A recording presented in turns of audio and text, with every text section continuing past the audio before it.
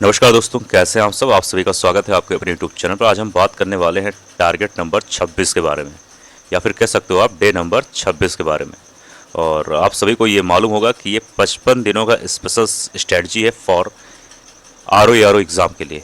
Are O A R O exam 2025 prelims के लिए कि आप 55 दिनों में आर ओ ए आर ओ का प्रीलिम्स एग्ज़ाम का सिलेबस कैसे कंप्लीट कर सकते हैं, उसकी बेहतरीन तैयारी कैसे कर सकते हैं, और आप प्रीलिम्स एग्ज़ाम को कैसे क्वालिफाई कर सकते हैं, क्या क्या पढ़कर, किस तरीके से पढ़कर।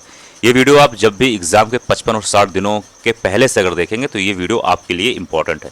आज भी देखेंगे तो भी ये इंपॉर्टेंट है। ये वीडियो कभी भी आप देख सकते हैं।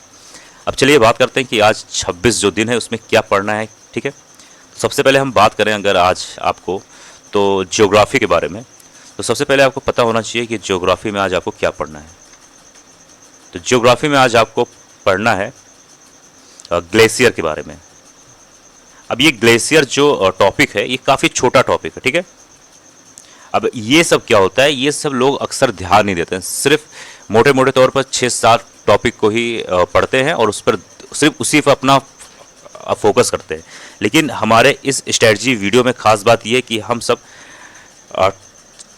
टॉपिक के अंदर जितने भी सब टॉपिक, यानी कि हम लोग एकदम डिटेल में बात करने वाले हैं क्या पढ़ना है आपको, क्या छोड़ना है। ठीक है, तो आज हमें बात करना है ग्लेशियर के बारे में। ये एक छोटा टॉपिक है लेकिन इम्पॉर्टेंट है। अब जैसे इसमें क्या सवाल आ सकता है, ये चीज़ आपको जानना चाहिए। जैसे पूछ सकता है कि सियाचिन ग्लेशियर कहाँ पे है, या फिर पूछ सकता है कि लार्जेस्ट ग्लेशियर कौन सा है, या पूछ सकता है कि बल्टोरो ग्लेशियर कहाँ पे है, या फिर गंगोत्री ग्लेशियर कहाँ पे है। ठीक है, इन सभी से संबंधित सवाल आप सभी के पास आ सकते हैं और बन सकते हैं। अब एक टॉपिक आज आपको और पढ़ना है, वो है प्लेट्यू। क्या है? प्लेट्यू पढ़ना है। अब इसमें क्या पढ़ना है प्लेट्यू में, जैसे छोटा नागपुर प्लेट्यू पूछ लिया, मेघालय प्लेट्यू पूछ लिया। ठीक है, ये सब सारी चीज़ें आज आपको पढ़ना है। ये सब काफ़ी छोटे छोटे टॉपिक हैं। इसको पढ़ने में चाहे वीडियोस पढ़ोगे या घटना चाहे किसी भी सोर्स से पढ़ोगे, 40-40 मिनट, आधे आधे घंटे का गेम है, उससे ज़्यादा नहीं लगने वाला। ठीक है, और मेरा तो मानना यही है कि इसके लिए आपको कोई भी एक सोर्स ले सकते हैं। वो हो सकता है आपका वीडियोस या फिर कोई भी बुक जो आपको सही लगता हो। उसके साथ साथ घटना चक्र बुक आपको नहीं छोड़ना, क्योंकि घटना चक्र बुक अगर आप पढ़ते हैं हर एक टॉपिक, हर एक चैप्टर से संबंधित, तो आपका 60-70% सिलेबस वहीं से कंप्लीट हो जाएगा। ठीक है, अब आप क्या पढ़ना है, आज आपको पढ़ना है कोस्टल लाइन। कोस्टल लाइन, अब कोस्टल लाइन में क्या पढ़ना है, ये सब काफ़ी छोटे छोटे टॉपिक लेकिन इंपॉर्टेंट है। अब कोस्टल लाइन में ये आपको पढ़ना है कि जैसे कितने स्टेट है इंडिया के जो कोस्टल लाइन से संपर्क में, यानी कि टोटल कितने स्टेट हैं। या फिर ऐसे भी सवाल बन सकते हैं कि ऐसा कौन सा स्टेट है जो जिसका बाउंड्री काफ़ी लंबा बाउंड्री है, मतलब ऐसा कौन सा स्टेट है, ऐसा पूछा जा सकता है। ऐसे 4 ऑप्शन आ जाएगा आपके पास, उसमें से ऐसे सवाल में रहेगा कि ऐसा कौन सा स्टेट है जिसका लॉन्गेस्ट कोस्टल लाइन है। ऐसे सवाल बन सकते हैं। ऐसे सवाल बन सकते हैं कि इंडिया में ऐसे कितने स्टेट हैं जिनका कोस्टल लाइन से संपर्क है, ऐसे सवाल बन सकते हैं। ठीक है, total coastal line, total coastal length India का कितना है। ठीक है, ऐसे भी सवाल बन सकते हैं। ठीक, और साथ ही साथ आज आपको पढ़ना है ईस्टर्न और वेस्टर्न घाट या कोस्ट। अब ये ज़्यादा इंपॉर्टेंट हो जाता है। हम लोगों ने अभी तक जितने भी टॉपिक के बारे में बात किया, ग्लेशियर, प्लेट्यू और कोस्टल लाइन, ये सब तो इंपॉर्टेंट है ही अपने आप में, लेकिन ईस्टर्न और वेस्टर्न कोस्ट ये ज़्यादा इंपॉर्टेंट हो जाते हैं, क्योंकि इसमें क्या होता है कि ये सब कुछ कवर कर लेता है। ठीक है, जैसे ये इंडिया है, तो यहाँ का वेस्टर्न कोस्ट, यहाँ का ईस्टर्न कोस्ट, ये सब कुछ कवर कर लेता है, तो कहीं ना कहीं ये इंपॉर्टेंट है। तो जो आज हम लोगों ने ज्योग्राफी में जो बात किया है उसमें आपका मैक्सिमम टू मैक्सिमम 3 से 4 घंटे लगने वाले हैं। ठीक है, ये आज आपको ध्यान देना है।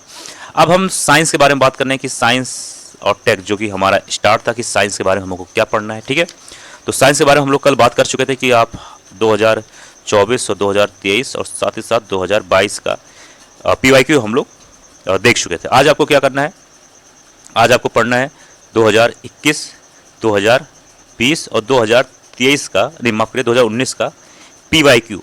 बढ़िया तरीके से आपको अब PYQ देखना है और समझना है कि सवाल किस तरीके से पूछे जाते हैं, सवाल क्या क्या आते हैं, कितने सवाल रिपीट हुए हैं, हर एक चीज़। लेकिन खास बात इसमें आपको ये ध्यान देना है कि जो भी सवाल पढ़ें आप घटना चक्र से उसका एक्सप्लेनेशन जरूर पढ़ा करिए। ये 3 चीज़ आपको करना है, यानी 2021, 20 और 2019 का PYQ बढ़िया तरीके से पढ़ना है। अब साइंस के लिए आप कुछ भी और भी सोर्स यूज़ कर सकते हैं, जैसे कि क्या है, लूसेंट की बुक जो आती है वो भी ठीक ही ठाक है, लेकिन क्या है कि काफ़ी ज़्यादा ब्रॉड है, उसको आप पढ़ेंगे तो काफ़ी कुछ कन्फ्यूज़न क्रिएट हो सकता है। ठीक है, तो अगर मेरे हिसाब से अगर आप चल रहे हैं तो घटना चक्र का आप बुक ले लीजिए, उसमें जो भी PYQ है उस पर ध्यान दीजिए, और साथ ही साथ कोई एक मैराथन वीडियो देख सकते हैं यूट्यूब पर साइंस से संबंधित, उससे ज़्यादा आपको कुछ भी पढ़ने की जरूरत नहीं है। अगर आप PYQ को सही तरीके से रोज सॉल्व करते हैं, ठीक है, PYQ को विथ एक्सप्लेनेशन, तो आपका 90-95% सारा कुछ वहीं से ही कवर हो जाएगा, आपको ज़्यादा भागदौड़ करने की ज़रूरत नहीं है। लास्ट में आज हम क्या बात करने वाले हैं कि करंट अफेयर में क्या पढ़ना है आपको। आज नवंबर 2024 का दूसरा दिन है, ठीक है, तो इसमें क्या पढ़ना है आपको, जैसा मैं आपको हर एक वीडियो में बोलता हूं कि एक महीने के करंट अफेयर में आपको 4 से 5 दिन देना चाहिए। क्यों ऐसा बोलता हूं, क्योंकि क्या होता है कि RO और UPPCS जैसे एग्जामों में जो करंट अफेयर आता है उसमें कई सारे सेक्टर होते हैं, जैसे साइंस से संबंधित होते हैं, स्कीम से संबंधित होते हैं, इकोनॉमिक्स से संबंधित होते हैं, बजट से संबंधित होते हैं, ज्योग्राफी से संबंधित होते हैं, पॉलिटी से संबंधित होते हैं और अवार्ड से संबंधित होते हैं।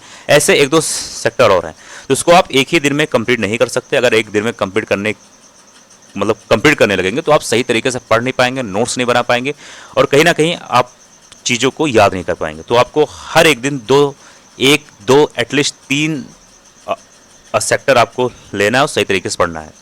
जैसे आज नवंबर का दूसरा दिन है, तो आपको कम से कम 2 सेक्टर अच्छे से देखना है, नोट्स बनाना है और उसको पढ़ना है। लास्ट में हम जो हमेशा बात करते हैं, आज आपको 2 पेज में GS का, यानी जो आज आप लोगों ने साइंस और ज्योग्राफी में जो कुछ भी पढ़ा आपने, उसमें से 20 से ज़्यादा सवाल आपको एक पेज में लिखने हैं। वो ऐसे सवाल होंगे जो रिपीट होते हैं, इंपॉर्टेंट हैं, जो आपको याद नहीं होते हैं लेकिन इंपॉर्टेंट है, उसको आपको 20 सवाल लिखने हैं। इसी तरीके से 20 या 20 से ज़्यादा सवाल आपको हिंदी के लिखने हैं, ठीक है। और इसको आपको जब याद करना, जब आपके पास खाली समय हो, घूम रहे हो, टहल रहे हो, एकदम फ्री समय हो, इस पर स्पेशल टाइम नहीं देना। अगर आप रोज़ ऐसा करते हैं, 40 सवाल रोज़ याद करते हैं, तो आपका 55 दिनों में मान के चलिए कम से कम 2200 से ज़्यादा सवाल आपका तैयार हो जाएगा बिना कुछ मेहनत किए। तो दोस्तों, यह था आज का वीडियो। मुझे उम्मीद है वीडियो पसंद आएगा। मिलते हैं अगले वीडियो में। जय हिंद, जय भारत।